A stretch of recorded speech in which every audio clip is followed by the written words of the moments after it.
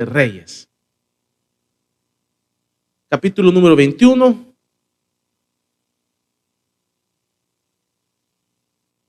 Lo tenemos. Amén. Vamos a leer esta tarde, capítulo número 21 del primer libro de Reyes. Dice: pasadas estas cosas, aconteció que Nabot de Jezreel tenía ahí una viña junto al palacio de Acab, rey de Samaria. Y Acab habló a Nabot diciendo: dame tu viña para un huerto de legumbres, porque está cercana a mi casa, y yo te daré por ella otra viña mejor que esta. O si mejor te pareciere, te pagaré su valor en dinero. Y Nabot respondió a Acab: guárdeme Jehová de que yo te dé a ti la heredad de mis padres. Y vino Acab a su casa triste y enojado por las palabras que Nabot de Jezreel le había respondido, diciendo: no te daré la heredad de mis padres. Y se acostó en su cama y volvió su rostro y no comió. Vino a él su mujer Jezabel y le dijo: ¿por qué está tan decaído tu espíritu y no comes? Él respondió: porque hablé con Nabot de Jezreel y le dijo que me diera su viña por dinero, o que si más quería le daría otra viña por ella. Y él respondió: yo no te daré mi viña. Y su mujer Jezabel le dijo: ¿eres tú ahora rey sobre Israel? Levántate y come y alégrate, yo te daré la viña de Nabot de Jezreel. Vamos a leer en el versículo número 13.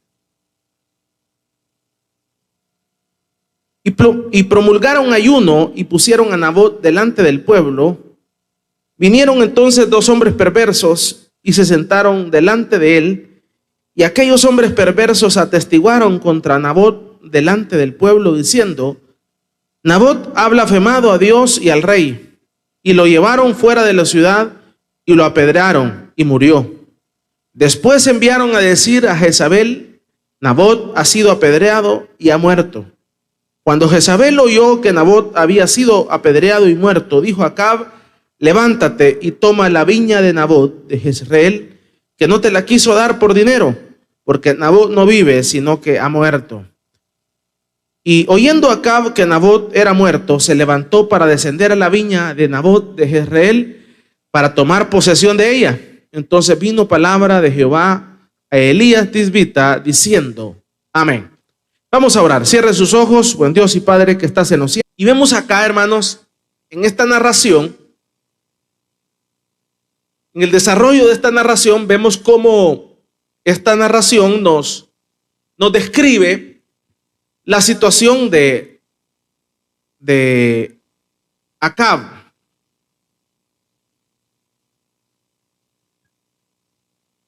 Recuérdese que Acab era un rey, la mujer de Acab era Jezabel. Y estos hombres tenían el poder absoluto. ¿Qué significa eso? Tener el poder absoluto lo que significa es que gobernaban bajo una monarquía, gobernaban bajo un sistema político en donde no tenían contrapesos, como lo es en el caso de una república, que es la que nosotros acá en El Salvador tenemos. El sistema de gobierno acá es un sistema republicano. El sistema republicano inicia allá en la Revolución Francesa. Rousseau fue el precursor, en donde establece los tres poderes: el órgano legislativo, el ejecutivo y el judicial. Ahora, el primer órgano del Estado es el legislativo, y así sucesivamente. Ahora, con los años, la historia de la humanidad nos ha llevado a estos sistemas políticos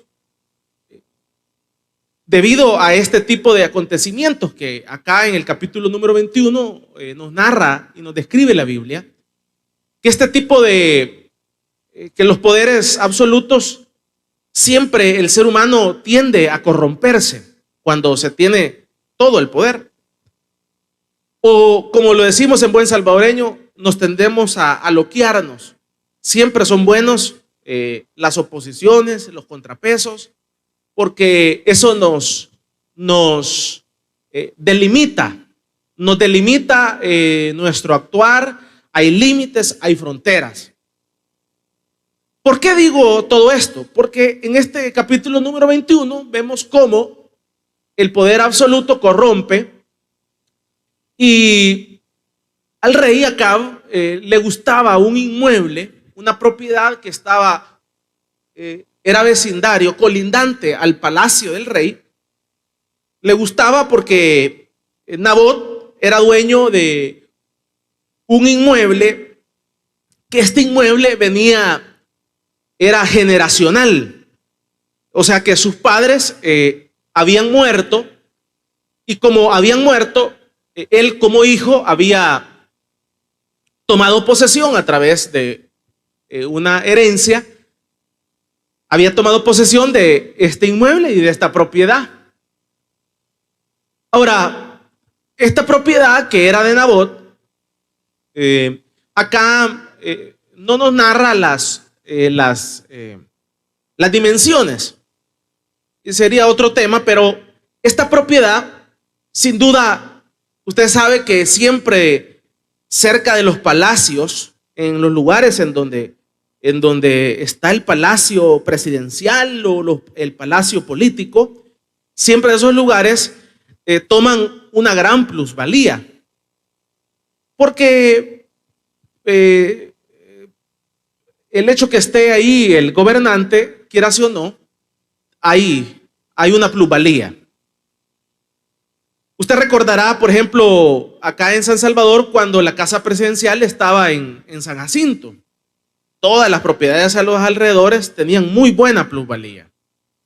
Pero ahora que ya no está ahí, y la tenemos allá si no estoy mal, en San Salvador, en Antiguo, donde era Ministerio de Relaciones Exteriores. Entonces ahora ahí es un museo y todo ha bajado. Entonces esta propiedad que estaba colindante al palacio de Acab, sin duda eran propiedades de mucha plusvalía. Pero viene el rey Acab y siempre la ambición, ¿cuántas propiedades habrá tenido? La ambición dice, yo quiero esta que está aquí, que colinda con nosotros, con el palacio, la quiero. Y esta propiedad era una propiedad que, como le comento, venía de una herencia de los padres de Nabot. Y como usted sabe que todas las cosas que cuestan, quieras o no, toman un revalor en la vida del ser humano. Hay propiedades en las cuales no están en venta sencillamente por ese trasfondo,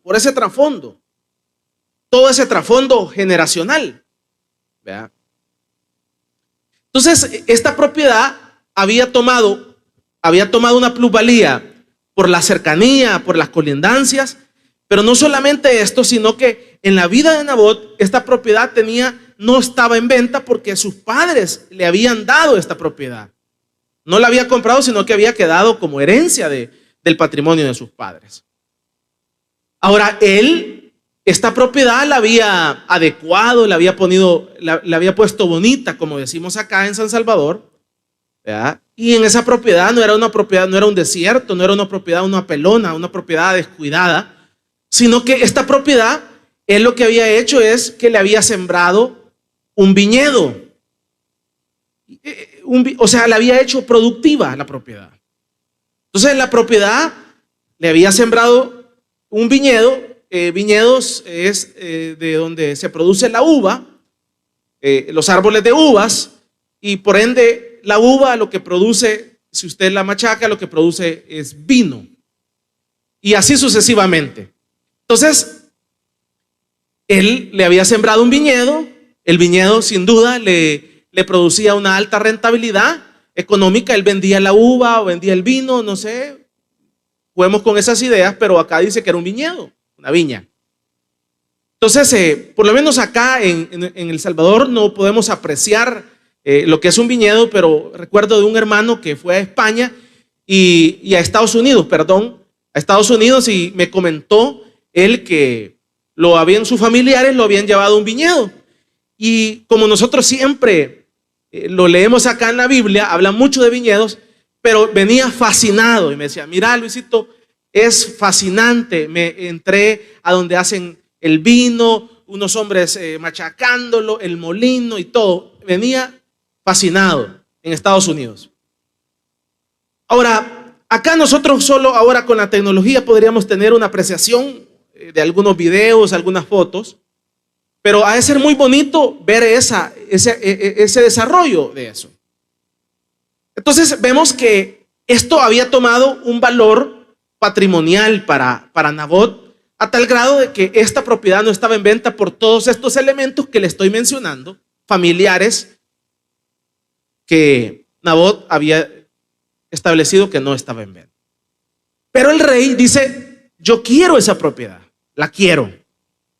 Y entonces le mandó a hacer una oferta a Nabot y le dijo, ¿cuánto querés por la propiedad? Si querés otra propiedad mejor, si querés plata en efectivo, yo soy el rey, solo aquí puedo mandar la orden para que te den la plata que vos querás.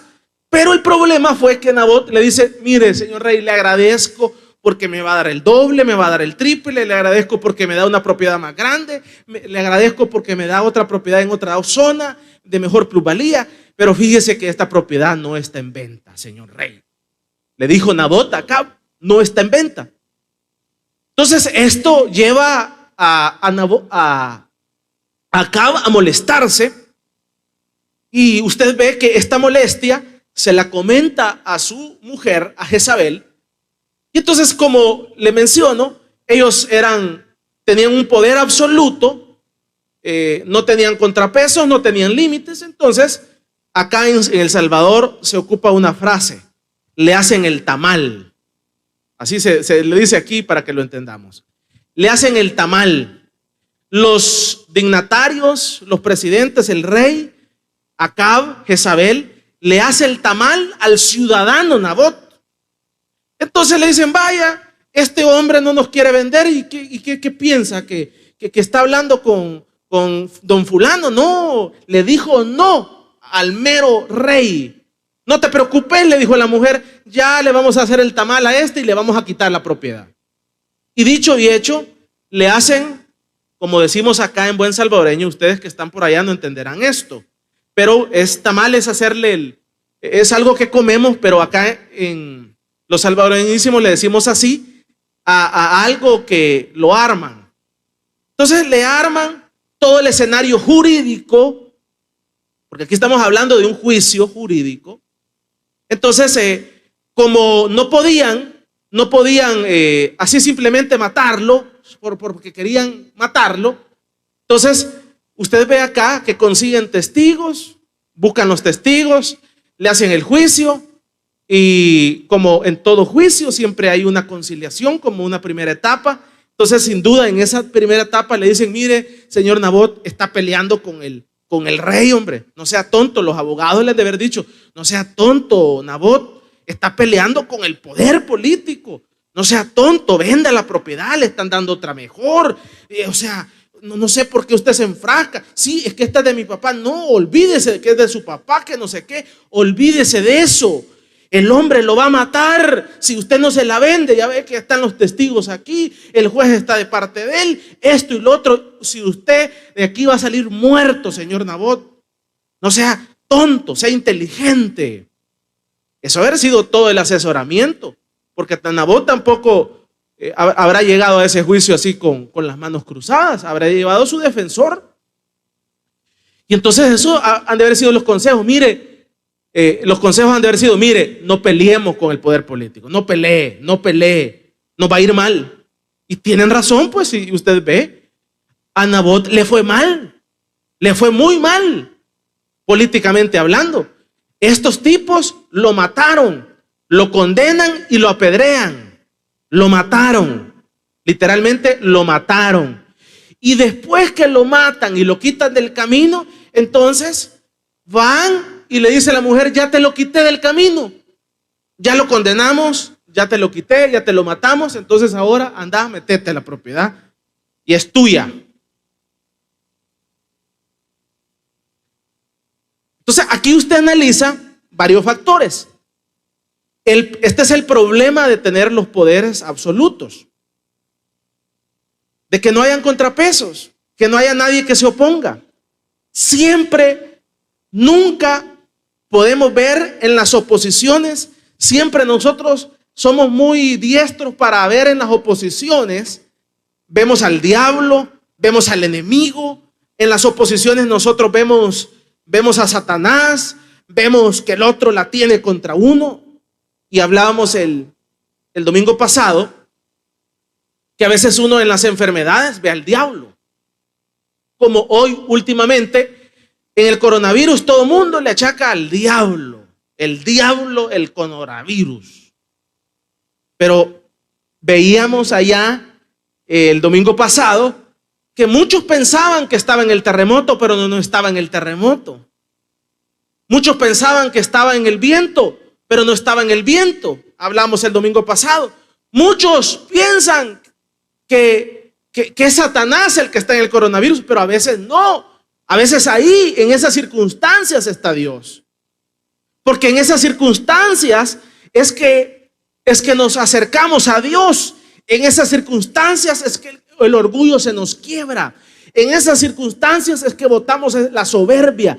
En esas circunstancias es que vemos a Dios, el que lo quiere ver en el coronavirus. Pero el que no lo quiere ver, ve a Satanás ahí. Y dice: es Satanás, es Satanás. Por eso es que muchas veces el caso de los jóvenes, la juventud, cometemos serios errores.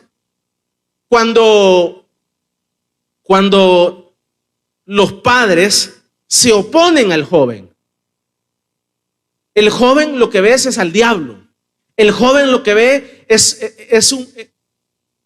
acá decimos, voy a decir esta palabra con todo respeto de los padres, vemos en ese viejo, vemos al diablo. Ese viejo no me quiere dejar salir. Ese viejo la tiene conmigo. Esa maitra no sé qué. Y esas son las expresiones de muchos jóvenes. Porque ven en esa negativa, ven al diablo, ven la oposición. El problema que en esa oposición es que está Dios. En esa oposición es que es Dios que te está hablando. Es Dios que se te ha presentado. ¿Para qué? Para que abortes el plan que tienes. Para que abortes la idea que tienes. Para que la idea que tienes se detenga. Pero eso cuando estamos en ese escenario, no vemos eso. Lo que vemos es oposición. Oposición. La tienen conmigo. Conmigo la tiene. Conmigo la tiene. Conmigo la tiene. No.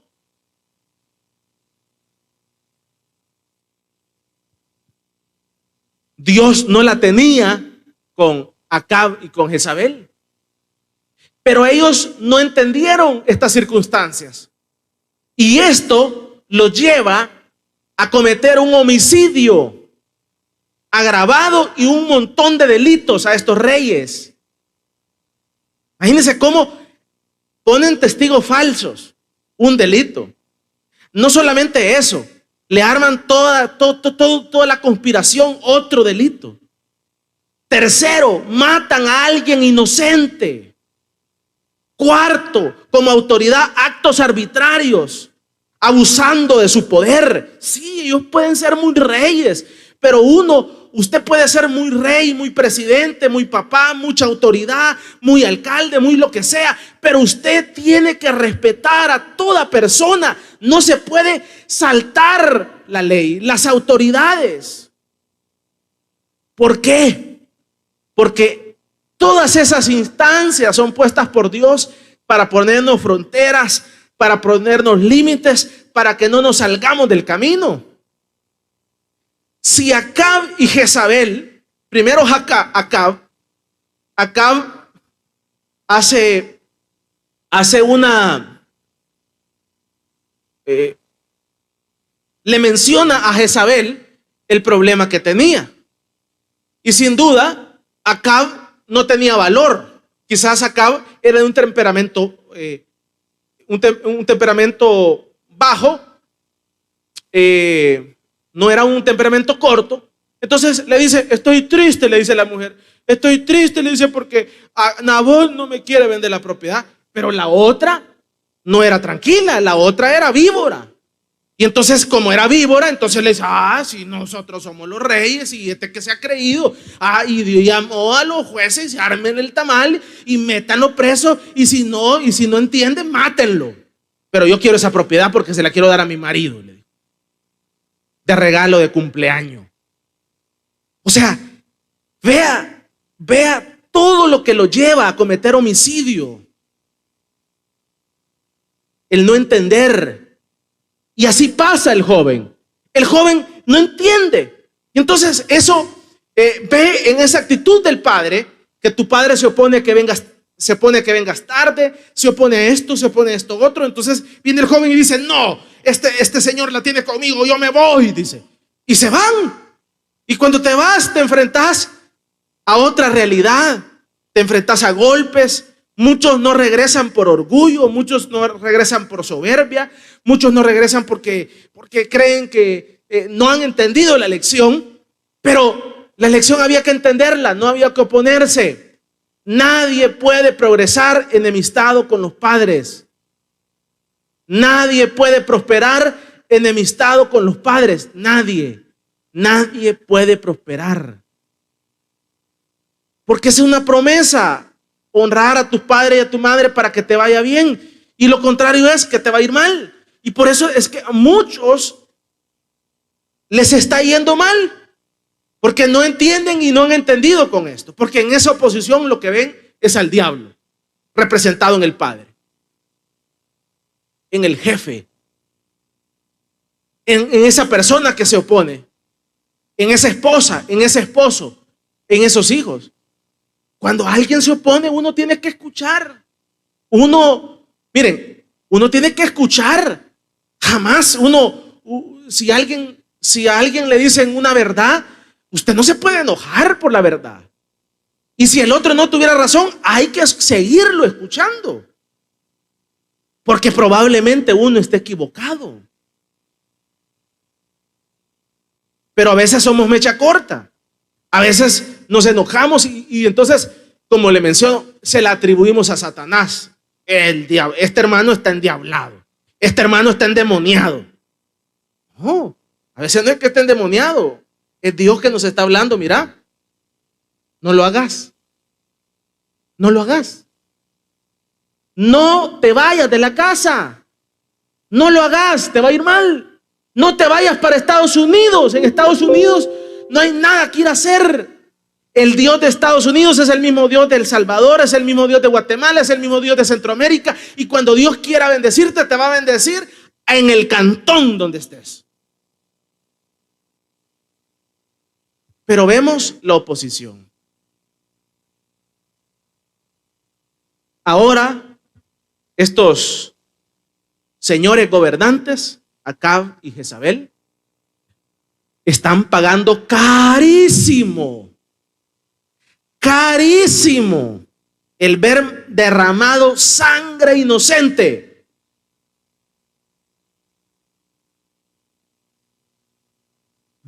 Mate usted una persona aquí en la sociedad, mate una persona inocente, ¿cuántos años le van a caer? Le caen por lo menos 15 años. Porque le pitó por esto, le van a caer 15 años. Una persona inocente, la ley lo condena a 15 años. Ahora póngase a pensar Dios en esa eternidad, el castigo que va a recibir. Si aquí las leyes humanas lo castigan a usted con 15, con 30 años. Acabamos de ver un señor que dijo, no, esa ley es muerta, yo soy don fulano. Ahí usted lo vio condenado, no le deseamos el mal a nadie, a 130 años, y un señor que ya tiene, pero ¿qué pasó? ¿Qué sucedió? Es que así es la cosa. Tengas 15 años, tengas 10, tengas 30, tenés 50, tenés que respetar la ley, porque ahí está el infierno. El infierno terrenal, aquí está. Muchos lo espiritualizamos y decimos allá en el otro lado, sí, en el otro lado hay otro, pero aquí hay uno, se llama Mariona y hay varios. Entonces muchas veces nosotros nos confundimos y decimos, no, allá al otro lado voy a pagar. Aquí en la tierra lo vas a pagar. Imagínense qué balde de agua fría para este señor, después de vivir en Estados Unidos y haber tenido una buena vida, y ahora condenado a 130 años y tiene, no sé si 70 años o 60. Es triste, es duro. Si las leyes terrenales, ahora, estos gobernantes ahora, probablemente en este tiempo nunca fueron a la cárcel, pero ahora han de estar en una cárcel, no en una carcelita, han de estar en un lugar bien feo. Pero ¿qué pasa? ¿Qué sucede? ¿Qué sucede? ¿Por qué sucede todo esto? Porque no entendemos, ¿el qué no entendemos? Ahí donde se nos presenta Dios, en esa oposición, en ese alto.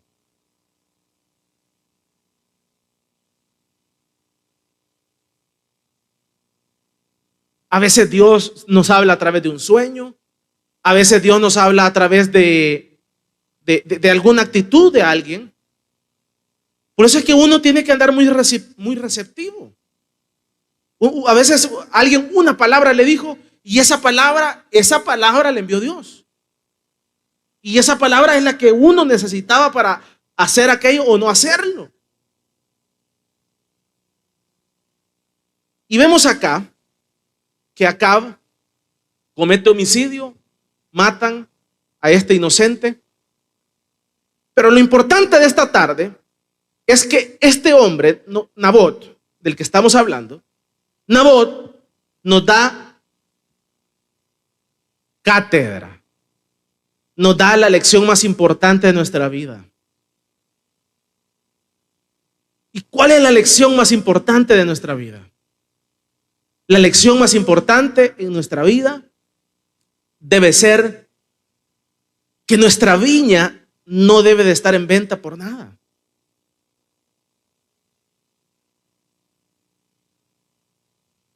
Y es ahí en donde muchos fallamos y le fallamos a Dios. Y le seguiremos fallando porque no hemos entendido que nuestra viña no debe de estar en venta ni en el pasado, ni en el presente, ni en el futuro. Y eso la iglesia no lo ha entendido. A pesar de estas circunstancias que estamos viviendo, la iglesia contemporánea no ha entendido esta realidad de la vida. Que el evangelio no está en venta. El evangelio no es negociable. El evangelio, si usted ha tomado la decisión, como no estamos hablando de salvación, pero lo expresamos de esta forma para que lo entendamos, que si usted ha tomado la decisión de seguir a Cristo y usted está voluntariamente en el evangelio, esa decisión es una decisión en la cual no sé cuándo usted la tomó, si fue hace algunos años, no sé si fue hace algunos días, no sé si fue hace algún tiempo. No importa en el momento que haya sido, lo importante es que esa fue una decisión suya, personal. Y es en estas circunstancias parecidas, démonos el taco, decimos en buen salvadoreño, démonos el taco, que las circunstancias que estamos pasando hoy contemporáneamente como iglesia son similares a las que sucedió con Nabot. Démonos terapia nosotros solos. Démonos terapia nosotros solos. Las circunstancias son las mismas.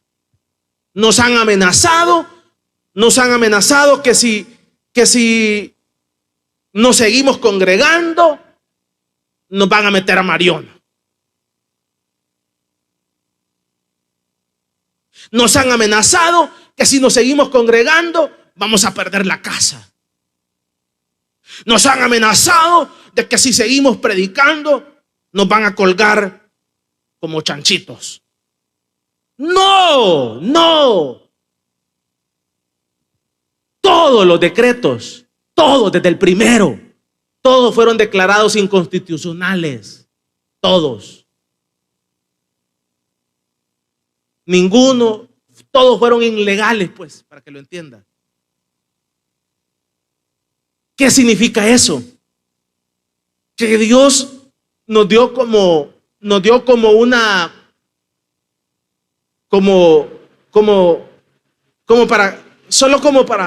para que medio experimentáramos. No nos iban a meter a Mariona.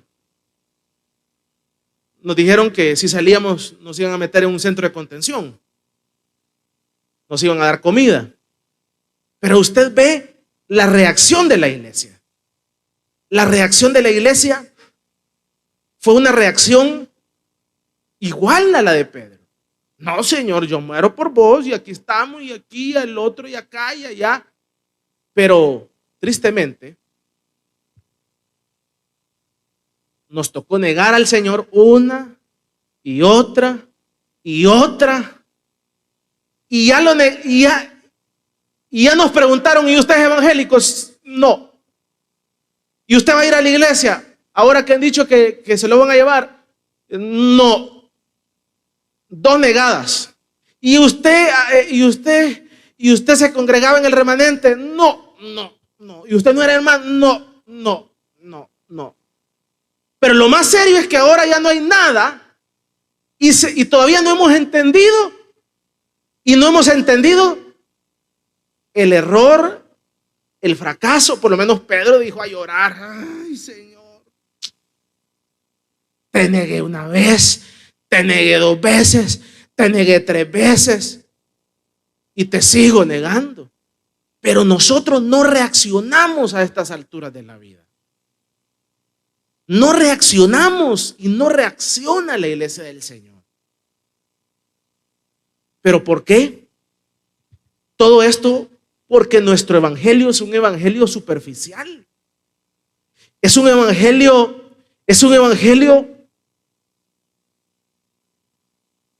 Nuestro pastor general tiene una frase que la vamos a patentizar. Es un evangelio según San Yo. ¿Qué significa eso? Patentizar. Que ningún predicador la puede usar, solamente él. Pero no se preocupen, pueden usarla. No la vamos a patentizar, era un decir. Porque ahí hay uno ahí en Guatemala que está demandando a otro porque está usando la frase de él. Esos sí están perdidos. Lo está demandando económicamente porque el otro usa una frase que él se la inventó en el 80, dice. Entonces, nuestro pastor tiene una frase que siempre todos los que nos hemos congregado acá dice: el evangelio según San Yo. El evangelio según San Yo es el que nosotros hemos adoptado. Pero ese es el evangelio de nosotros. Pero el evangelio de la Biblia es otro. El evangelio de la Biblia, el evangelio de Cristo es otro. Ahora, se vale fallar. Se vale fallar. Yo no le estoy diciendo que no le fallamos al Señor. Se vale fallar. Le hemos fallado. Le seguimos fallando. Pero la clave está en reconocerlo y la actitud de entender de que le hemos negado una y otra y otra y otra. Y levantarnos. Y que estas pequeñas circunstancias que, como dijimos que nos íbamos a atribuir esa idea, ¿verdad?, que estamos pasando como iglesia y como pueblo de Dios, como creyentes, esa que estábamos asimilándolo a lo que le sucedió a Nabot, estas pequeñas circunstancias que nos han sucedido nos hagan entender que realmente nos hemos salido del camino. Nos salimos del camino continuamente. Ahora, esta tarde finalizo. Usted ve el caso de Nabot. Innegociable. Innegociable. Innegociable.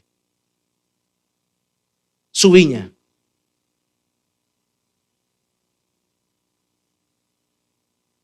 De esto deberíamos de aprender. Debemos de aprender.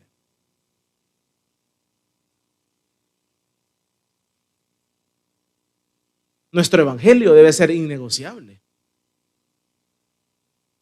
Innegociable.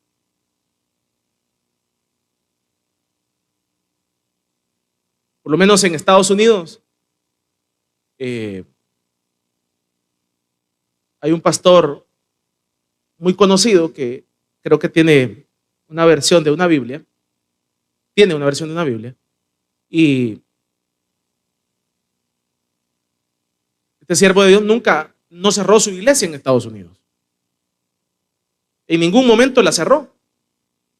Y se escucha y se habla de que lo van a procesar por eso. Penalmente. Penalmente.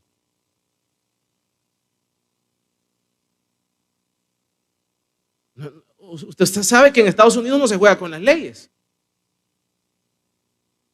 Pero él tomó la decisión de abrir y abrir y esa fue su posición.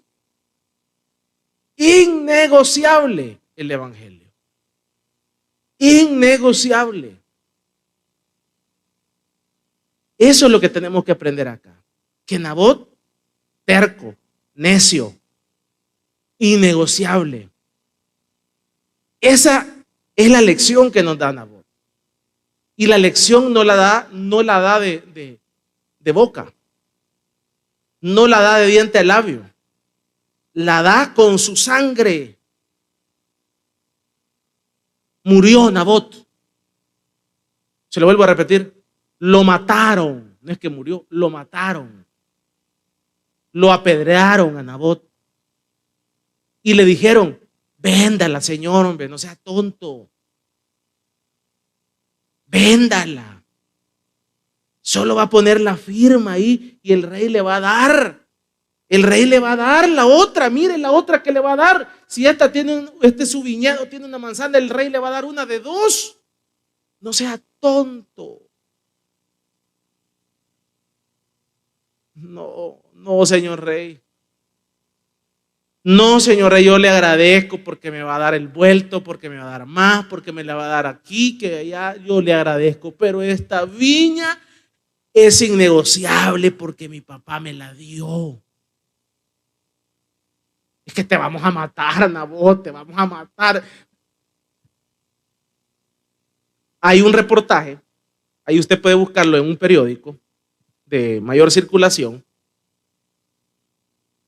que habla de algo parecido a esto, de un expresidente que hoy está en una cárcel, y dice un señor, un testigo criteriado que sirvió para condenarlo a él, para que él esté ahí, y dicen a él, en el juicio le preguntan, y le dicen, mire, ¿y usted por qué razón sabía que esto era corrupción? Le dice, y sabían que estaban robando. Pero ¿por qué usted no puso un alto? Le hacen la pregunta a este empresario de publicidad, porque él vendió como unos 15 millones de dólares. Y entonces, y le dicen, ¿y usted por qué no dijo que no, pues?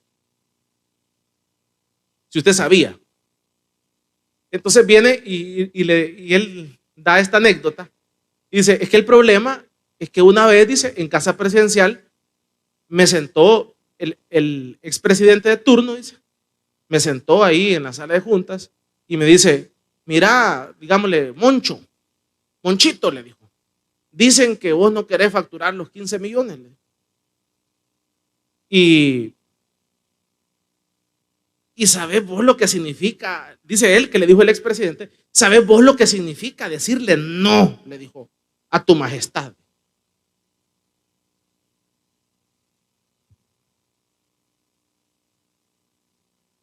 Tremendo, ¿verdad? Estar sentado ahí en casa presidencial y que el hombre le diga, dicen, me han dicho que vos no querés facturar los 15 millones, Monchito.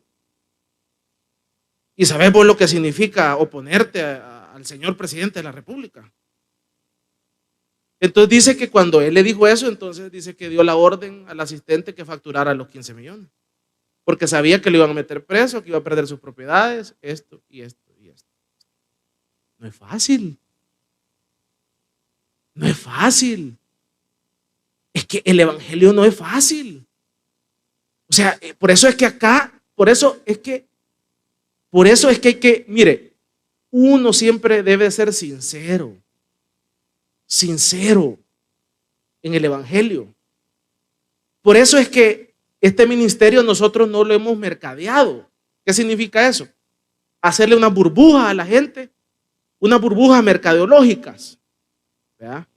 Mire, venga a la iglesia, en la iglesia no le va a pasar nada, en la iglesia le vamos a poner aire acondicionado, en la iglesia nadie le va a pellizcar a su niño, en la iglesia todo el mundo le va a sonreír. ¿Verdad? No, nosotros nunca le hemos predicado eso. Siempre le hemos dicho, mire, cuando lleve el niño allá a hacer la cuna, allá a ese niño, si los hermanos ahí se descuidan, le van a pegar una garroteada. Lo van a aruñar. Yo me recuerdo a mi hermano pequeño. Me recuerdo que en escuela bíblica hubo un niño que agarró una silla. Había unas sillitas chiquitas. Y se le fue con todo, pero así, a los ojos, a mi hermano pequeño. El problema es que yo era maestro ahí. Y en un descuido mío pasó eso. Y las dos sillas le pegaron aquí, mire. Aquí ve. Yo dije, le sacó los ojos.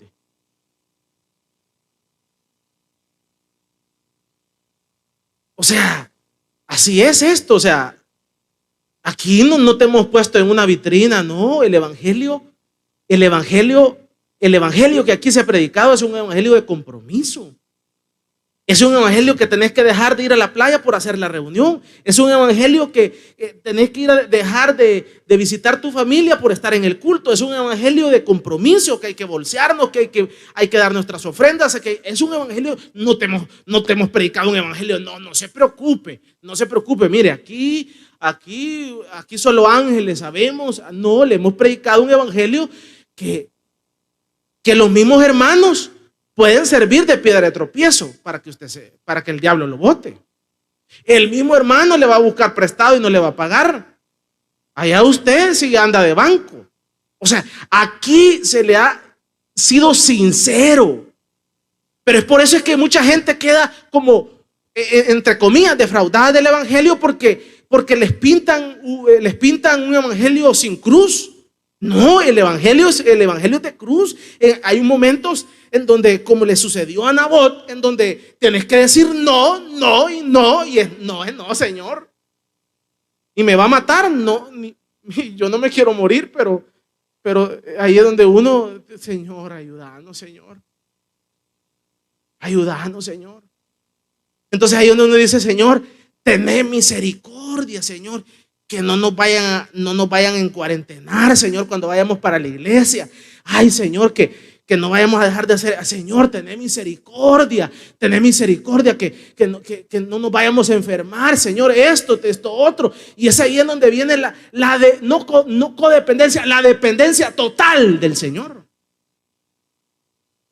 No es que la llevamos de campeón y somos grandes tarzanes, no.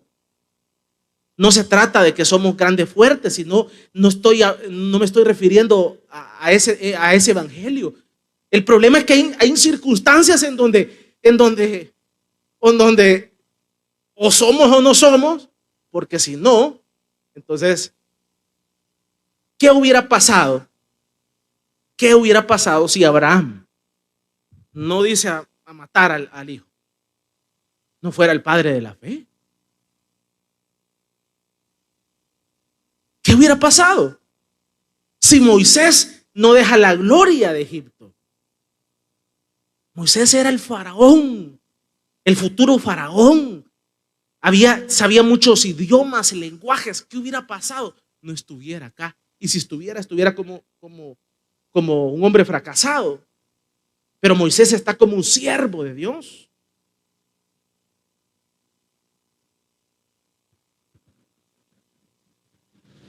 Y usted ve acá que Acab comete este homicidio con su esposa o su mujer Jezabel. Matan a este hombre, pero Nabot, qué carácter, qué hombre más indomable. Miren, yo verdaderamente no me veo así, y espero que usted no se vea así tampoco, porque ya se vio ahorita con este coronavirus que no somos tan así. Fuimos los primeros que salimos corriendo. Yo no me veo así. Yo he usado una frase muy, muy propia y digo, todo el mundo tiene un precio. Todos tenemos un precio. Todos tenemos un precio. Y siempre lo he dicho, por lo menos, si te va a votar el diablo, que no te vote por $1, por una cerveza, man. Ponerle precio alto, pues, por lo menos por $1,000,000. Te la voy a poner así, sencilla. Por lo menos que te digan, vaya, aquí está este $1,000,000, si usted niega que es evangélico. Pero nuestro evangelio no llega a estos niveles.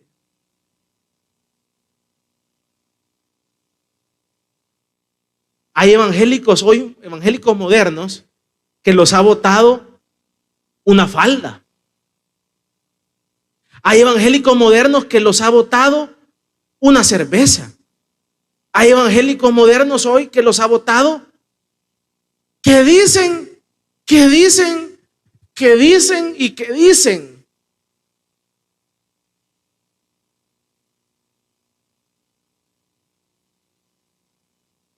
O sea, ¿qué dicen? Hay muchos pastores que los vota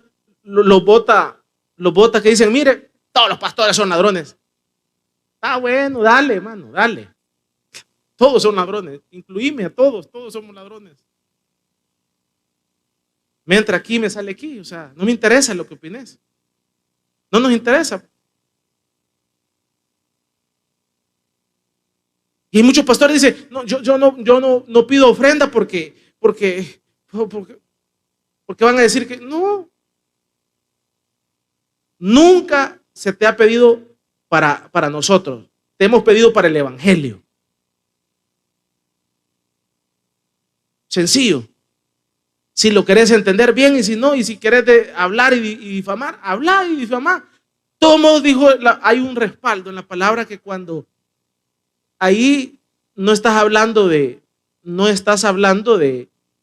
la persona, estás hablando del siervo de Dios y de la iglesia de Dios, y por ende vas a tener tus consecuencias. A la persona acabátela, hacerlo pedazos, comételo en sopa, en trocitos, como querás, pero cuando hablas de un siervo y cuando hablas de un hombre de Dios, tenés que tener mucho cuidado, porque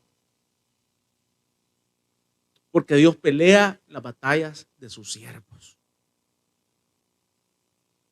Yo no quisiera entrar en materia y contarte cuántas veces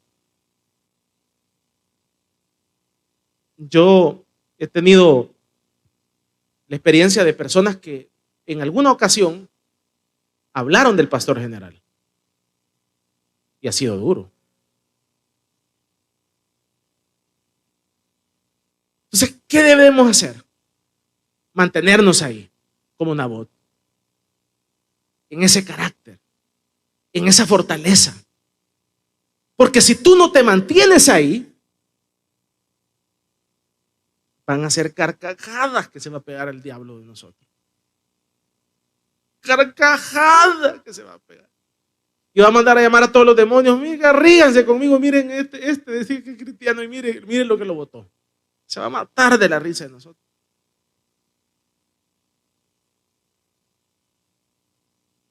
Levanten la mano los militares que están acá. No hay ningún militar, ¿verdad? No nos hace falta hermano Joaquín. Hermano Germán no lo trajo, ¿verdad?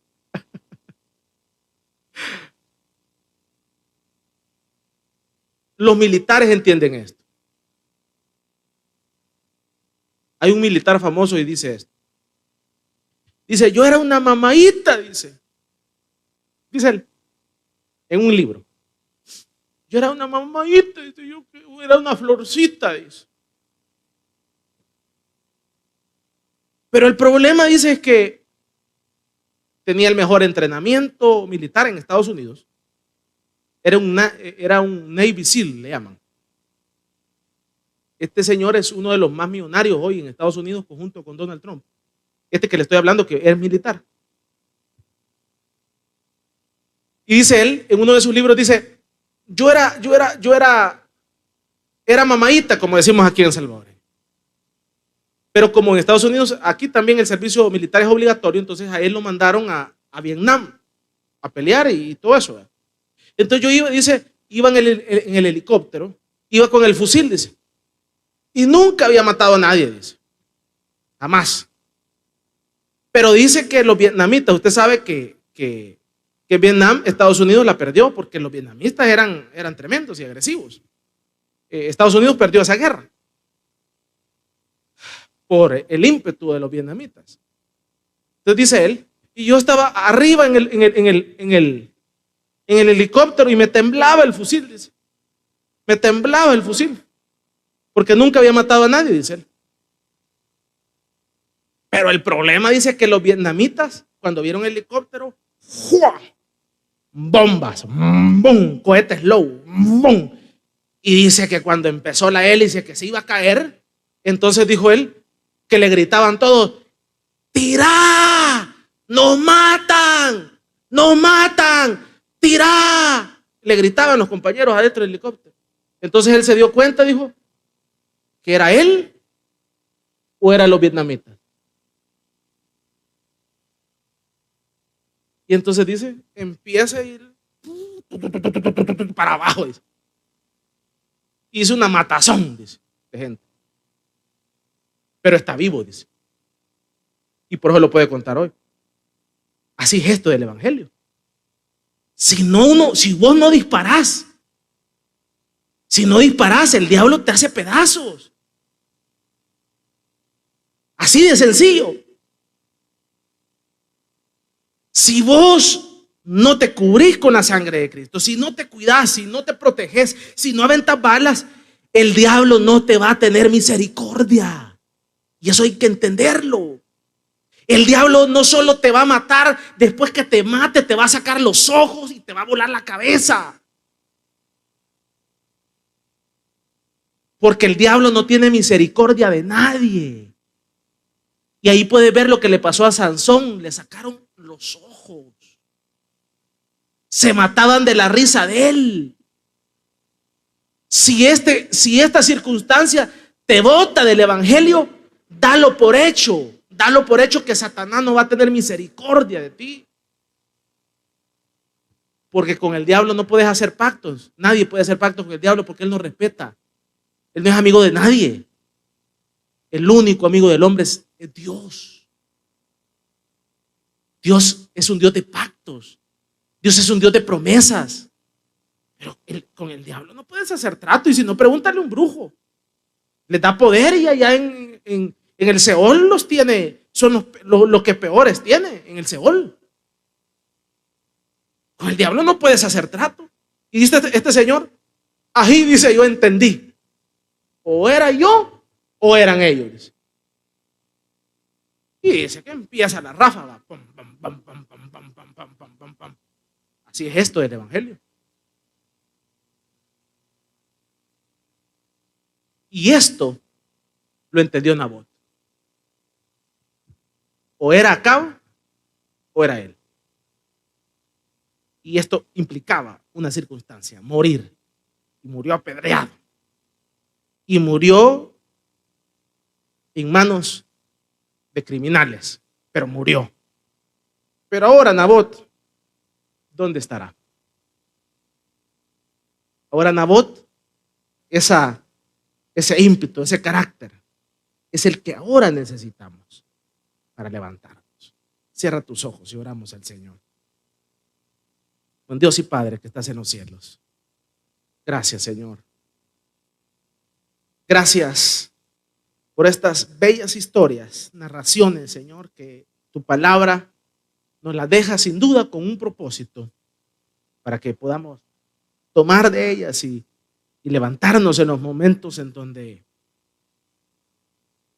Jezabel nos arrincona, nos pone entre la espada y la pared, Señor. No queremos ser campeones de orgullo, Señor. Sin duda siempre, Señor, como lo dijo un policía, le pido a Dios nunca usar mi arma. Es una buena lección. Le pedimos al Señor nunca usar nuestro orgullo ni nuestra soberbia como naturaleza. Pero hay circunstancias en donde el enemigo tendremos que sacar la garra, el orgullo, porque el enemigo tira a matar, a destruirnos, a que no quede nada de nosotros. Y sin duda, eso es lo que ha hecho con esta pandemia. Ha tirado a matar a la iglesia. La iglesia se ha enfriado. La iglesia en general tiró a matar, tiró a erradicarla, pero nunca ha podido ni podrá, porque tu palabra establece que ni las puertas del infierno prevalecerán con la iglesia. Gracias, Señor. Gracias. Danos carácter, danos fuerza, danos valentía. No permitas, Señor, que caigamos en manos del enemigo, Señor. No permitas que nuestros enemigos se burlen de nosotros, Señor. Pelea nuestras batallas. Gana nuestras guerras. Ayúdanos, Señor. Danos carácter. Danos fuerza, Señor. Porque sin duda en nuestras fuerzas jamás podremos. Serán en tus fuerzas, Espíritu Santo.